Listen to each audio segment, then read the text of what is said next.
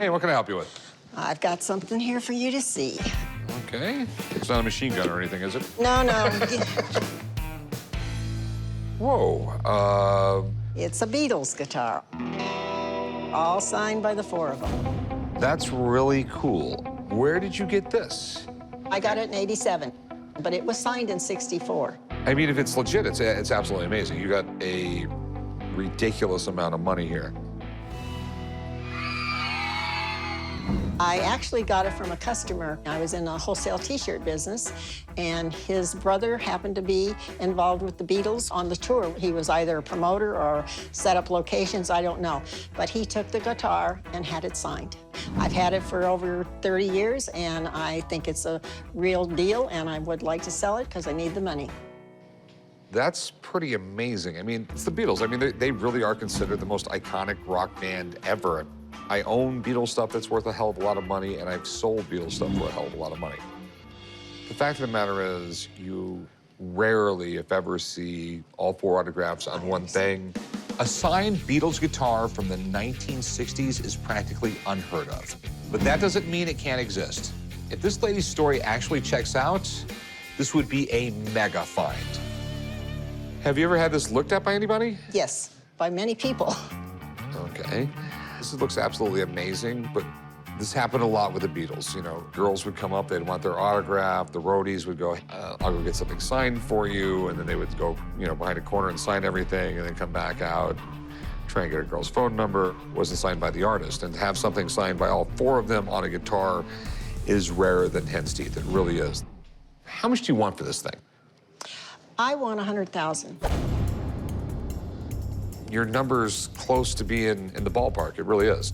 My big concern is, I mean, we have big, bold signatures of the Beatles on a guitar. I've just never seen that before. So I really want maybe a couple people to look at this. So I'd be happy to have somebody look at it. hang on for a little bit. I'm gonna call some people. Good. Appreciate it. I've had some experts look at it. I think it's good. And so, of course, I want to see somebody else's opinion. Can I whip it out, as You they may say whip in it the out movies? whatever you want. So what are you concerned about? I'm just looking at a guitar that's got these autographs on it. Alarm bells go off in my head. Well, you're quite right to be suspicious, because if you had a Beatles guitar signed in 1964 in America, it would be $250,000. Easy. Easy. Okay. If there is out there a Beatles guitar that's signed by all the Beatles in 1964, it's fantastic. It's great. What do you think? Anybody signed anything in 1964, they'd be signing with a ballpoint pen, not a Sharpie. That's not really true. In 1940, the felt pen was invented in Japan. In 1962, felt pens, the flare was brought over here. I remember those. They were colored ink, and it didn't stick to anything like this. No, they were black flare pens, black felt pens in 19... Okay. And All right. that We'll you can debate look... that. We're going That to you can look up on debate the this all internet. the way On the down. internet. So what do you think of it? Does that mean that the Beatles were carrying them around? No, but the person that got it signed maybe had it. That's what I'm saying. This guy, he was involved somehow with their tour. My opinion on this is it's too good to be true. It is very, very rare to see anybody signing guitars. In 1964, they signed autograph books. All the kids carried little autograph books to have signed. Nobody thought of signing anything else. And so, Rick, I think we need to get an autograph expert on these autographs. Okay. Thanks, man. I appreciate it. Always my pleasure. Thank you. Thank you. It's good to see you. Warwick has given me a lot to think about. But if this thing turns out to be real and I let it get away, I'll never forgive myself. So I got to get Steve down here to check out the most important part of all, the signatures. Warwick looked at it. He had a real problem with the pen. Okay. So would they have this pen in 1964? They used a lot to mark, like, jerseys, game-used jerseys on the inside tagging and stuff like that, so it wouldn't come off. This definitely looks fiber tip, so that could also be a Sharpie. But as you know, Sharpie wasn't around until post-1973, 74. Now, I see an inscription that's on here. As you could see here, they'd sign love from the Beatles or all the best. Has love. But you could see here where, you know, McCartney wrote this, and he ended up writing that a lot. 3 X's underneath. Occasionally they would do that, you know, especially for girls. So that was a big thing. And this is the Lennon signature.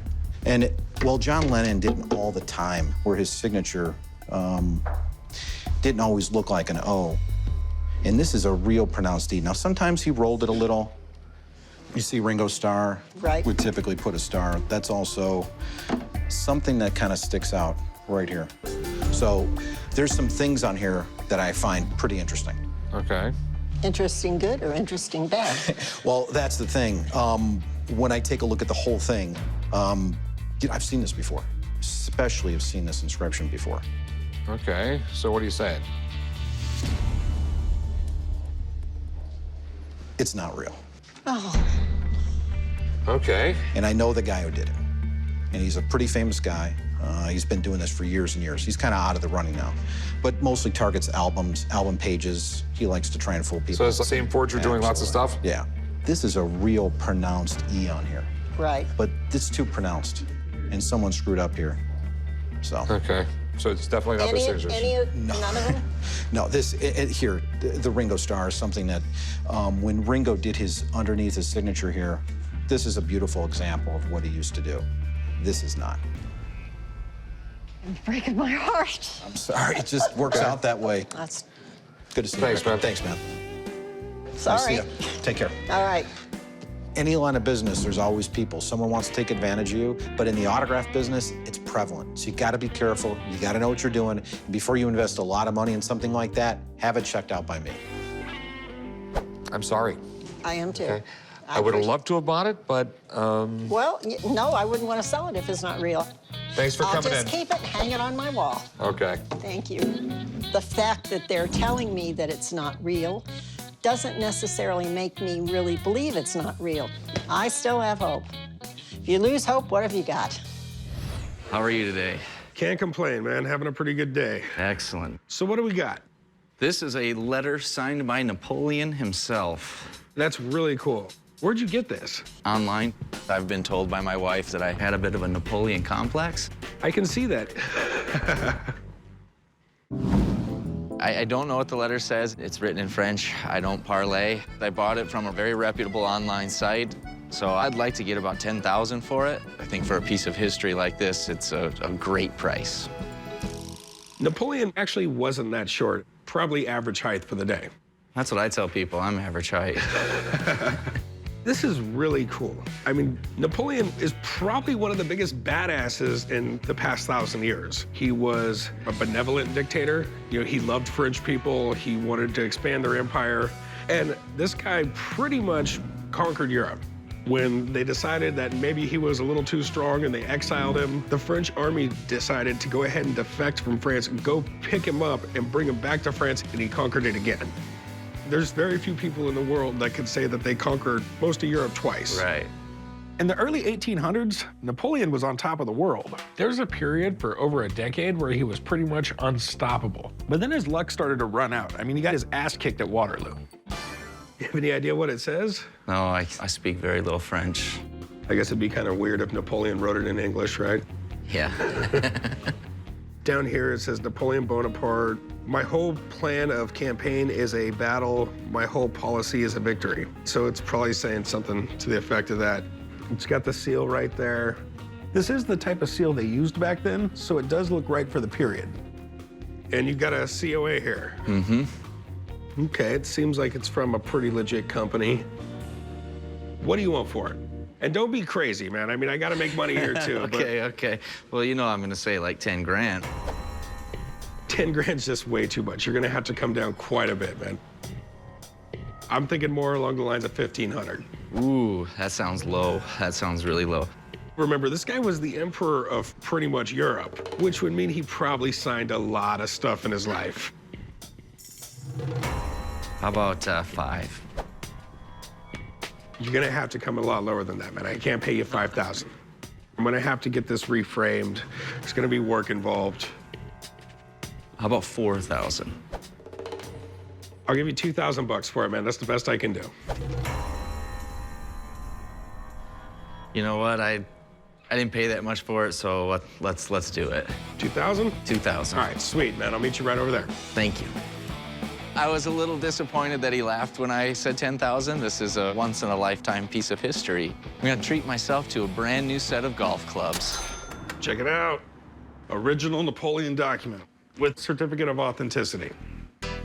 The Napoleon? Yep. That's freaking sweet. And his seal. I mean, you just don't see that. You just bought it? Yeah. What'd you pay for it, Corey? $2,000. Me winning that money today really is starting to work out for me. Hey, man, it's your lucky day. Have you had it checked out by anybody? No, it looked right to me. A signed letter by Napoleon with his official seal would be an amazing find for the shop. We're talking 12 grand easy. But if you're gonna ask that kind of money, you're gonna have to be positive it's legit. I'm not gonna sell something like this to someone for 12 grand and not know for sure it's real. Why don't you go down and see Greg at UNLV, see what he has to say. I mean, it's got a COA, guys. Is it that big of a deal? We've seen phony COAs before, son. Fine. This is typical. They're just going after me because I'm on crutches, like lions going after easy prey. Now I gotta go drive across town just to shut them up. Napoleon might have been short, but at least he wasn't a damn idiot. I wish I could say the same for Corey. This is it, man. It's supposed to be an original document signed by Napoleon. Well, let's take a look at what we've got. I'm a professor of history at University of Nevada, Las Vegas, and I specialize in the European Enlightenment and the French Revolution. It's dated the 12th of Frimaire, the year 14. And that's a very important date in the history of Napoleon. That's the day of the Battle of Austerlitz. Napoleon and this grand army of France were fighting against Austria or the Habsburg Empire. This was a really bloody battle, about 150,000 troops all told on both sides involved. But in fact, it was a major victory for the French army. The Battle of Austerlitz is really one of the best-known battles of this period because Napoleon took his troops and positioned them in diagonal, arrow-shaped arrangements and used them to attack, and this is called a strategy of mobility. This was really a revolution in warfare. As I look at this, it looks a lot like part of a proclamation he made to his soldiers after having won. Okay. So what he says here is, soldiers, we've done everything necessary to assure the happiness and the prosperity of our country. Then I will take you back to France. There, you will be the object of all of my attention. He's the emperor, he's the head of the whole government. He can give them anything they want. That all you'll have to do is say, I was at the Battle of Austerlitz, this great battle we've won today, and people will respond to you, voilà un brave, there goes a brave man. There were a number of copies that were probably made on the battlefield because Napoleon dictated it to his secretaries, and they would have written it down in manuscript, and he would have sent these all over Europe to try and explain to people what had happened. So if you've got one of the original copies that would have been written out on the battlefield, that would be priceless. The thing is, this is not one of those original manuscript copies. No. What we consider to be the original, which looks exactly like this, that's in the military museum just outside of Paris. So what we've got here is very clearly a replica of a very important document. Okay, how can you tell? Well, a handwritten ink document from this period, we would see evidence that somebody had written this out with a pen. We would see where there are blobs of ink, and we'd see that the ink would have faded in color. Can't say that this is worth very much as a historical artifact. Well, there goes $2,000 down the drain. I appreciate it, though. I really had to stop myself from just throwing the Napoleon thing out the window. Corey, what are you doing? Trying to find a place to put this so I can sell it for $20. I just found out a Napoleon letter I bought for $2,000 is completely fake. This is not one of those original manuscript copies. On top of that, I hurt my foot. Needless to say, this is becoming a very lousy day. Why are you trying to sell it for 20 bucks? Because that's about all it's worth. The COA fooled me, it's fake. You paid $2,000 for it. That's a big loss, Corey. Yeah, it is. Yeah, well, you're not putting it on the wall and selling it for 20 bucks. We don't sell fake stuff here. Sometimes Corey's ego gets the best of him, but it's a lesson he's gonna have to learn. Take the blow and move on. And while you're at it, give me my $2,000 back. Corey, why don't you take it home and remind yourself not to be so damn stupid? Fine. Dumb kid.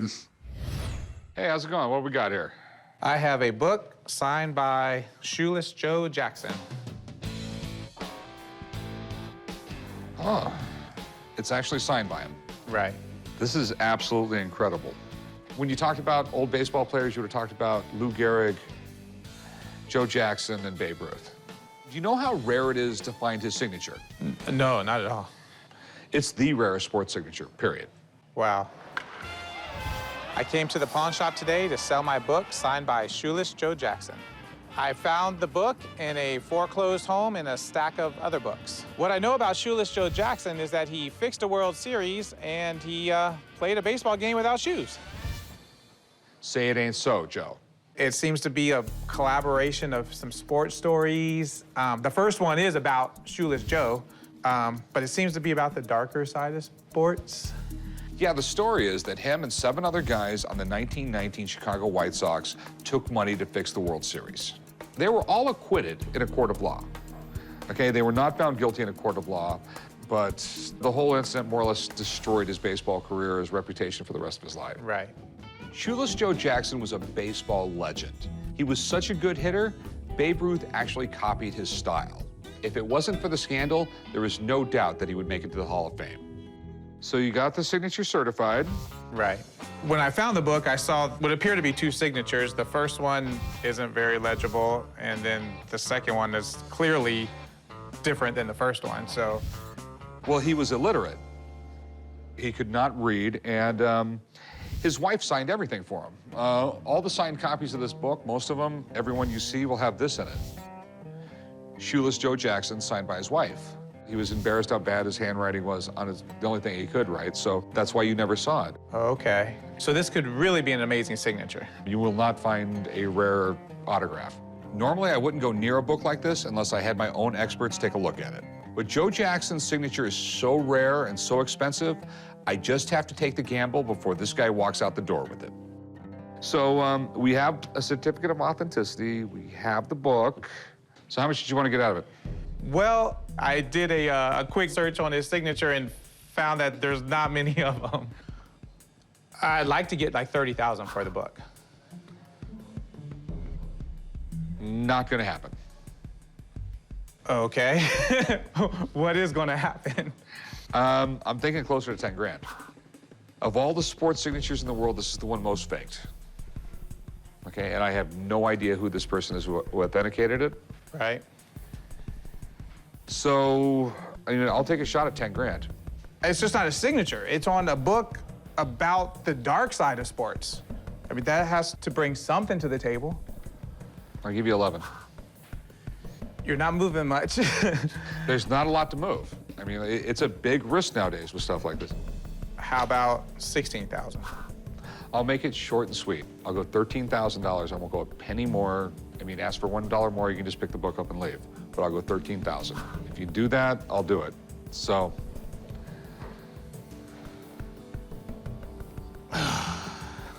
Well, okay, let's do it. All right, deal, man. Great. Okay, I'll meet you right up front. We'll do some paperwork. Okay. 13 grand is a lot of money, but a once-in-a-lifetime piece like this, I think it's definitely worth the gamble. Hey, guys, check out this book. I got a book signed by Shoeless Joe Jackson. I thought he couldn't even write. He barely knew how to write his name. How much you pay for that? 13,000. Is that a good deal? I think so. I think I'll at least double my money. Hey, Rick, you got a COA on it? Yeah, I got a certificate of authenticity. I think it's legit. Cool. What did Rebecca think about it? I haven't brought it to her yet. Oh, my Who God. looked at it? I did? That's just a lot of money not to bring somebody in on that. You're no book expert. I know enough. Yeah, you know enough to get your ass in hot water.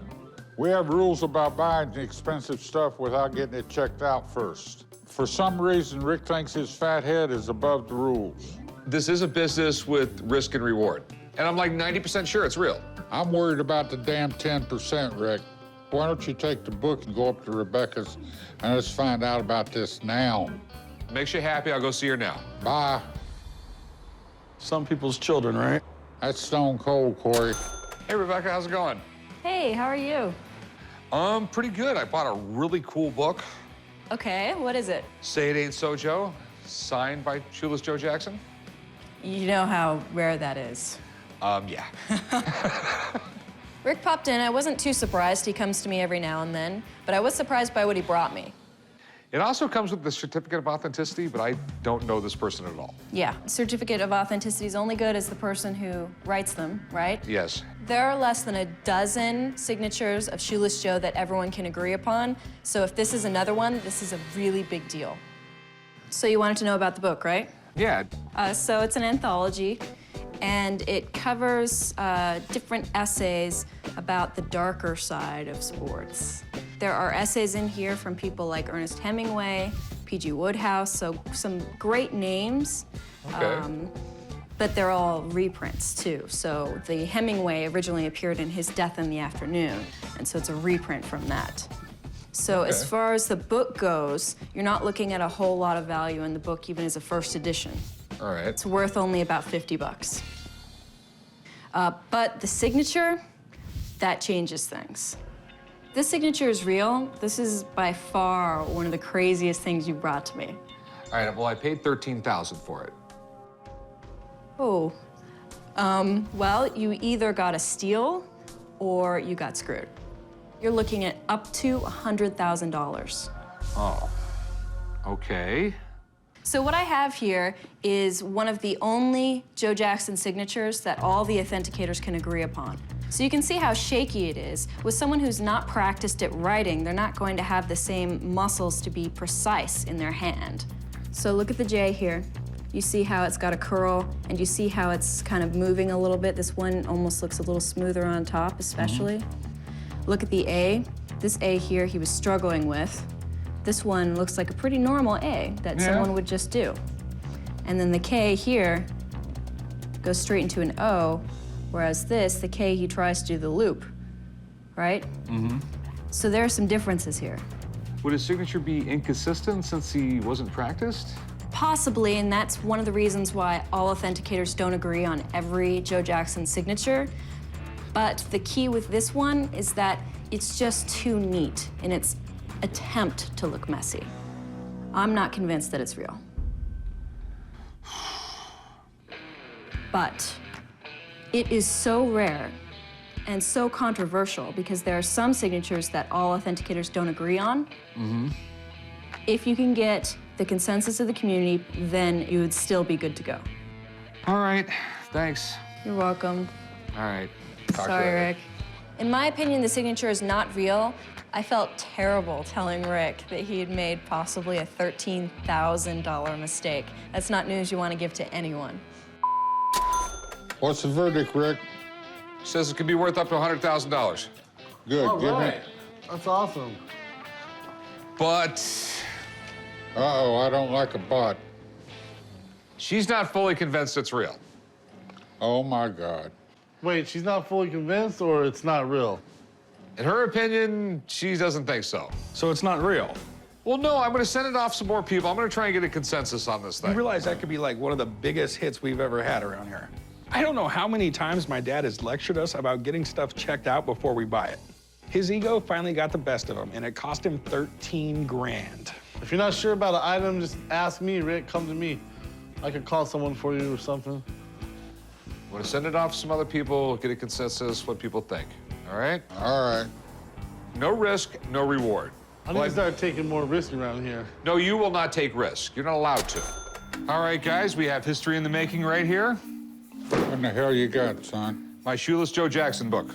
Earlier, Rebecca, my book expert, said that the signature on this Joe Jackson book that I bought for $13,000 may not be real. So I sent it off to an authenticator who specializes in sports, and I just got the results back. Let me see. Several factors became apparent during our thorough examination that prevented us from certifying the autographs, which means it's fake. It was drawn slowly, excessive pen pressure. The entire small case E in Joe's first name has been erased and signed over the original. Great job, son. pretty much it's a bunch of stuff saying it's fake. Just shut up. What do we have here? I have a postcard of the Rolling Stones. Okay. And actually, it is signed by all 5 of the original members.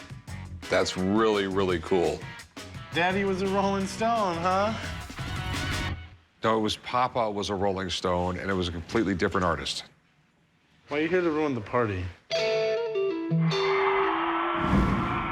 When I got the picture, I was excited because I was a fan of the Rolling Stones. I really have no idea what it's worth. I've seen things that they start at $300, up to $3,000. I'm just keeping my fingers crossed that maybe it's the $3,000. Where in the world did you get this? It was about 30 years ago, and I traded it for an antique dresser. A friend liked the dresser, and I liked the Rolling Stones, so we traded. Okay, cool. They look pretty young right there. Were they still in high school or something? Not high school, but barely out of it. This is the early 60s. This is the way the record companies marketed young bands back then. Remember, it was the early 60s, not the late 60s, so they were supposed to still be like nice boys. I mean, it's a really old promotional photo. Do you know how she got it signed or anything like that? I don't. I think she got him signed at a concert, but I'm not 100%. Okay, because I can tell you right now, it's a rare thing to have something signed by the original early Rolling Stones. It really is. So the original members were Mick Jagger, Keith Richards, Bill Wyman, Charlie Watts, and Brian Jones. But Brian Jones drowned when he was just 27. Mick and Keith have been the heart and soul of the Stones for over 50 years. But Brian Jones is the guy who actually started the band. And since he died so young, memorabilia with the signature on it is really rare and really valuable. Do you have an idea what you wanted? Oh, I don't know. 50 bucks, 100 bucks? No, I'm talking thousands here. Maybe 3,000. There's some issues going on with this, though. Is you there? saw that. Like there's massive tape. There's tape over signatures. when I got it framed, I wanted the signatures preserved. And when I took it to the professional, this is what he did. And I didn't realize it till I took it apart about 2 weeks ago. Yeah, they're still there, but it really affects the value. Because when people want these, they want them, you know, I mean, the cleaner, the better, okay? But there's still the 5 signatures on there. All right. Do you mind if I get someone to look at it? Yeah, I love that. All right. I have a friend who's in town right now who really knows what he's doing when it comes to stuff like this. Okay, I am going to give him a call. I'll be back in a few minutes. okay. I'm excited that we're finally gonna find out if this is real or not. It's been a mystery for 30 years. Check this out. Know how much you like rock music? I love rock music. Yeah, the Rolling Stones, the original members. That's really a great photo of these guys, very early too. And we know it's still the original guys because Brian Jones died in 1969, drowning accident. So we could date it 62 to 69 roughly. The Rolling Stones are kind of like top of the mountain. You've got the Beatles, and no one can touch the Beatles. But the Rolling Stones are right there in terms of popularity. Rolling Stones memorabilia goes through the roof. Anytime it's genuine, it's instant gold. Rick, tell me about your concerns. Well, first off, are they real? And if they are real, how bad is that tape all over them? Of course. The tape does affect the value, though, because you're altering the piece. Okay. I mean, if the signatures are real, and if they check out okay, there's not too many surviving pieces from that period of the Rolling Stones. It's a pretty rare piece. Okay, so do your magic. You know, Rick, this isn't really magic, it's science. Whatever, just do it. All right, Rick, what I'm gonna do is I'm gonna use a pro scope on this. It lets me kind of go in here and figure out if these signatures are live, first and foremost. And I'm starting to take a look at here, and I see some ink formations. And right in this area, I see some overlapping, which indicates to me, yes, it was actually penned by someone. But who was it penned by? We have to get to that next. Okay. Next thing I'm gonna do, guys, is I'm gonna go into my database. The first thing I wanna do is I wanna pull up known examples of these guys, how they signed back in the day. So 1962 to 1969, we have to start looking at their signature styles from that period.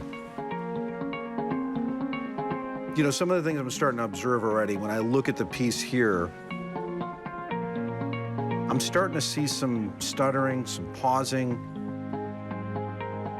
compared to what I know is genuine and real. I'm starting to see some big-time differences.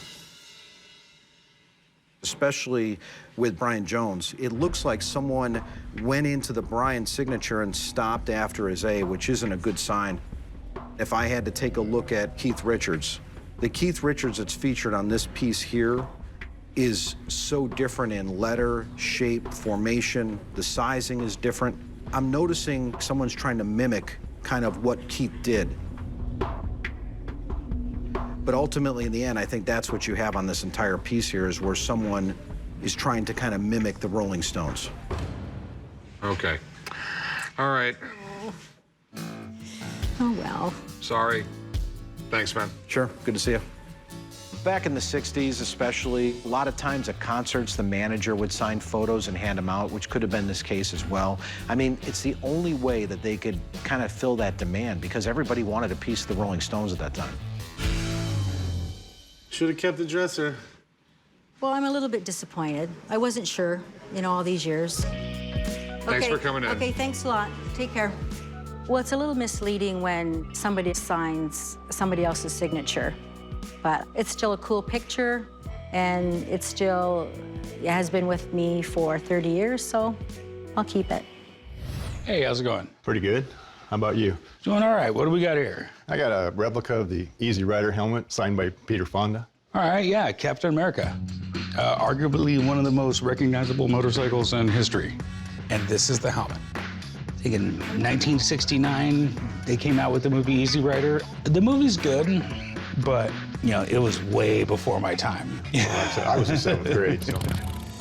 I'm here today to sell my Easy Rider helmet that's signed by Peter Fonda. I bought the helmet from a guy back in Illinois that ran a speed shop, and he used to do road rallies with Peter Fonda back in the 70s, and he had him sign the helmet. The helmet's in pretty good shape for something from 1975. I've had the helmet for about 20 years, and it's a good conversation piece, but it didn't fit in with the collectibles that I have, so I decided to sell it. This is cool. Easy Rider. It's the quintessential 60s movie.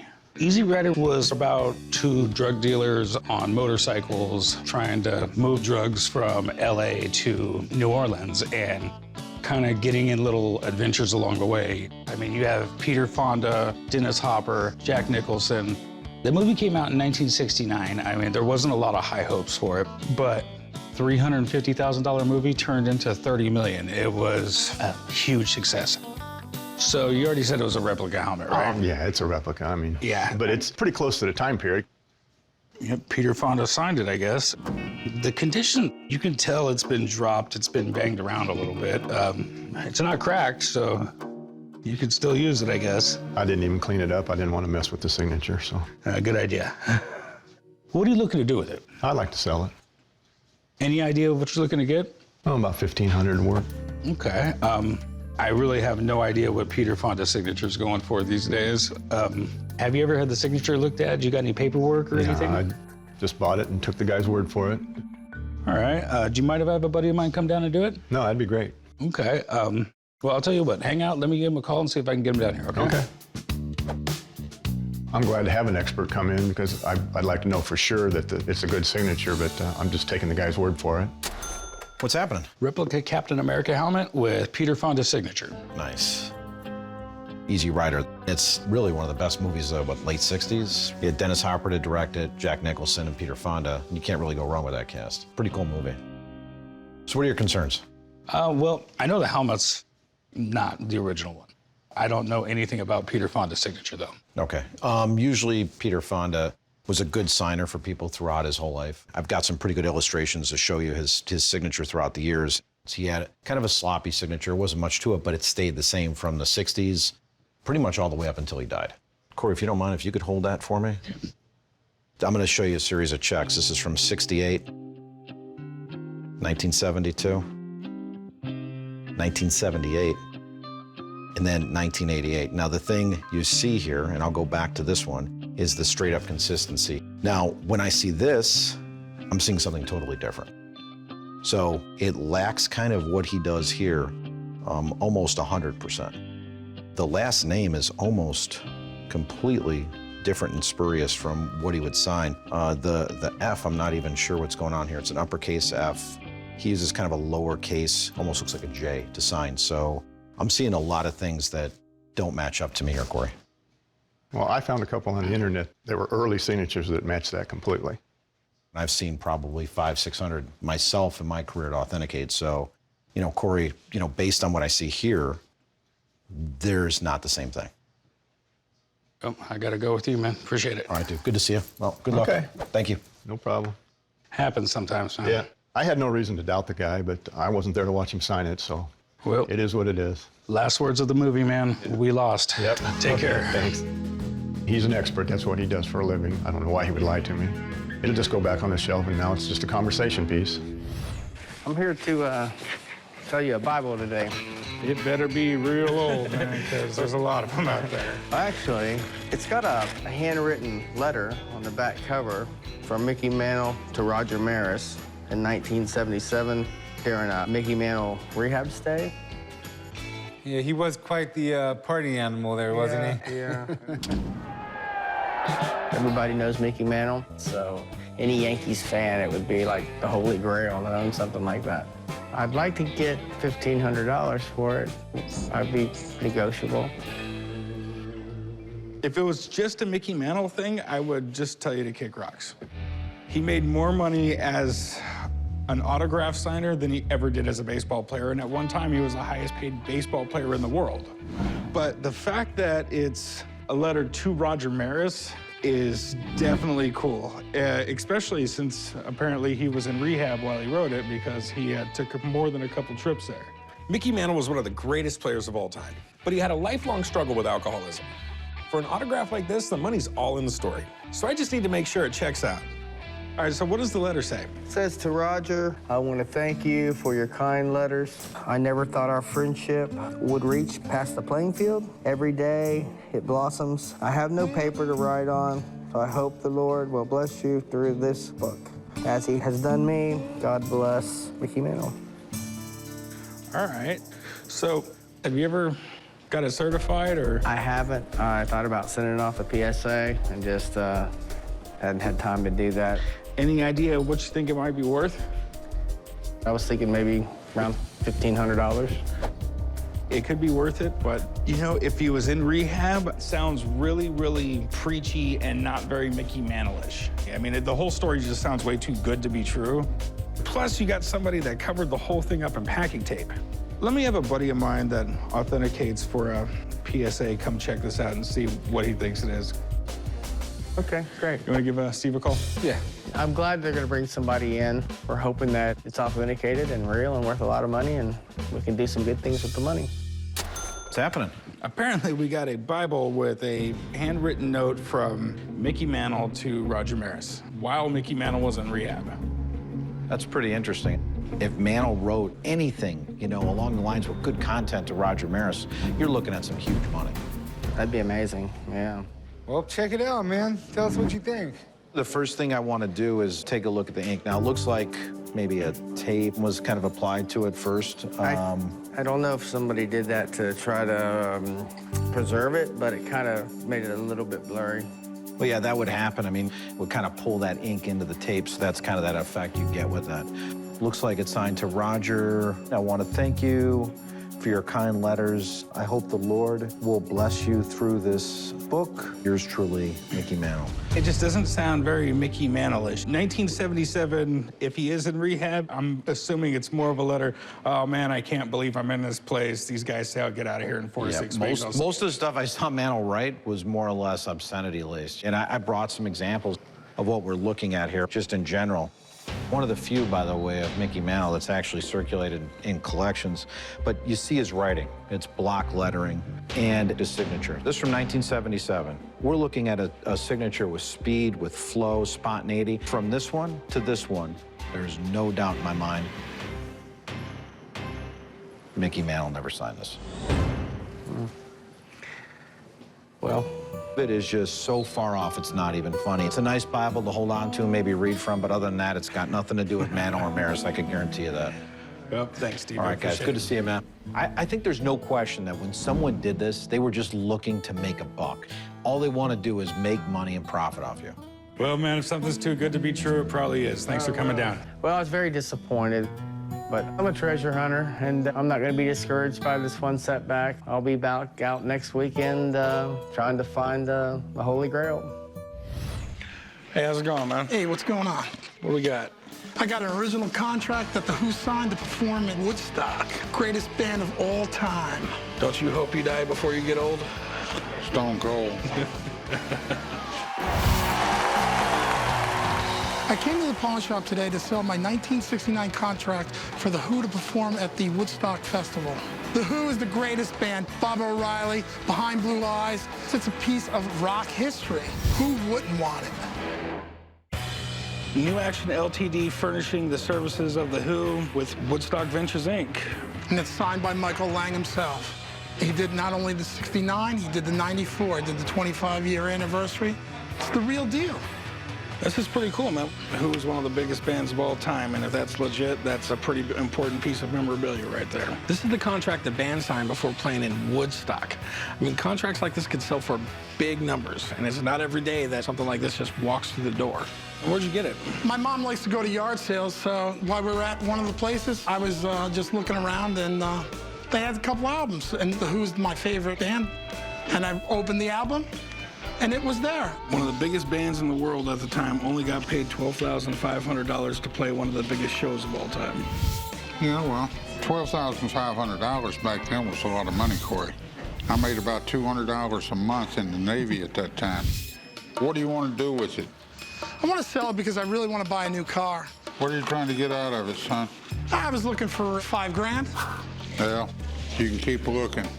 It looks real, except paperwork has been forged in the past. The signatures are all legit. But I'm gonna have somebody take a look at it. It's gonna have to be sent off to a few different documentation companies. It's not something as easy as just, oh, here's $5 grand and you walk out the door and I take this. I mean, it's... How about an offer? I'll make you an offer, but it's gonna be $100. $100?